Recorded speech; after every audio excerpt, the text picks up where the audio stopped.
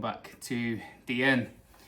So recently, guys, all around the world, we've just entered the month of May, and this is somewhere where all around the world people celebrate Labor Day or an equivalent or kind of Workers' Day, where people have collectively in their countries a day or a few days off to celebrate essentially the workers. So I wanted to do something a little bit different on this video and pay a little bit of homage to Workers' Day, to workers, and to talk a little bit about some of the history of Labor Day, the history of Workers' Day, to show some appreciation for that. So, before the 8-hour working day, which we take for granted, workers in the industrial world often worked 16 hours per day. The 8-hour day had to be fought for. It was not a God-given right. As with everything in society, it was fought for over a long period of time. So before the 8-hour day that we're accustomed to today, workers were often working a lot more. And I'm going to read a short extract which demonstrates this. So it says, in the early industrial era, there were no legal limits on working hours. Factory workers, including children, routinely worked 14 to 16 hours a day. They worked in these conditions with no health and safety. Employers set hours entirely at their own discretion, and the physical toll was catastrophic, as life expectancy for industrial workers was very low, significantly lower than any other class in society.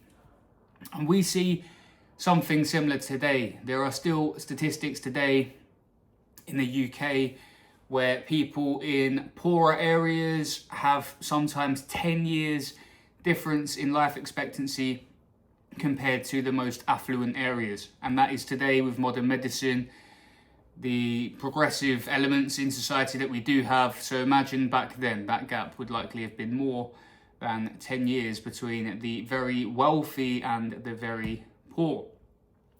The slogan that started the change towards the 8-hour day, I'm sure some of you have heard of this, some of you are aware of this, was 8 hours labour, 8 hours recreation, and 8 hours rest, splitting up the 24-hour period into 3 8-hour segments. This was fought for hard, initially by Welsh social reformer Robert Owen, who first proposed breaking up the day into the 3 8-hour segments in 1817. Again, something that was fought for an awful long time. And this was not a one-size-fits-all approach. This was a global concerted effort over decades to achieve the 8-hour working day. It says here, the Haymarket Affair in Chicago in 1886 changed everything. On the 1st of May, which is why we celebrate around this time, 1886, over 300,000 workers across the United States struck for an 8-hour workday. On May the 4th, a peaceful rally in Chicago's Haymarket Square turned violent when someone threw a bomb at police. Labour leaders were arrested and executed despite limited evidence.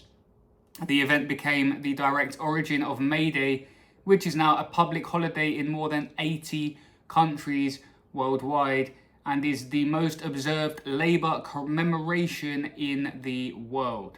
So that's essentially why we have the Labor Day holiday, the Labor Day time off. Now, the first country to legislate by law the 8-hour workday was New Zealand, and this was in 1840. Australia then followed in the 1850s, and the achievement was celebrated by a parade that still continues to this day, again making it one of the longest running Labour Day commemorations in history. And the fight took over a century to win. So we are accustomed to this working day today. The 8-hour work day is kind of seen as a given, right? The 9 to 5. This was fought by workers over centuries, or decades at least, and a century to achieve this. This, as I said earlier, was not a God-given thing. This was a human fought for and won thing. It took over a century to win. So the United States did not establish the 8-hour day as a federal standard until the Fair Labor Standards Act of 1938, over 120 years after it was first proposed. The fight costs thousands of workers their jobs, their freedom, and in some cases even their lives. Every standard working day that exists today is a direct result for the people who had far less power than their employers, and they fought anyway. And we can appreciate that, and we can thank all of those people, all of those workers for their efforts over the years. But the fight has never ended. We like to often think that we live in modern times and that we are perhaps more advanced than we necessarily are, because we only view things through our own perspective. But if we were to zoom out in, say, 200 years, 500 years, 1,000 years, provided we don't all kill ourselves, we are still on that fight, and we are still fighting for progress. Obviously, it's relative.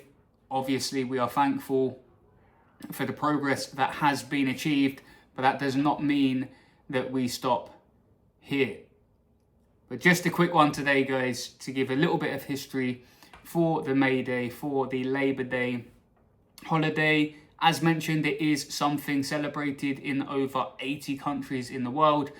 I'm here right now in China, where they also observe this holiday, and shout out to China because they have just placed into legislation a law which says companies cannot replace human workers with AI. So big up China for that. Well done. Hopefully other countries can follow suit in that particular regard. But guys, enjoy your May Day holiday, enjoy your Labor Day holiday, and I'll see you soon. Bye bye.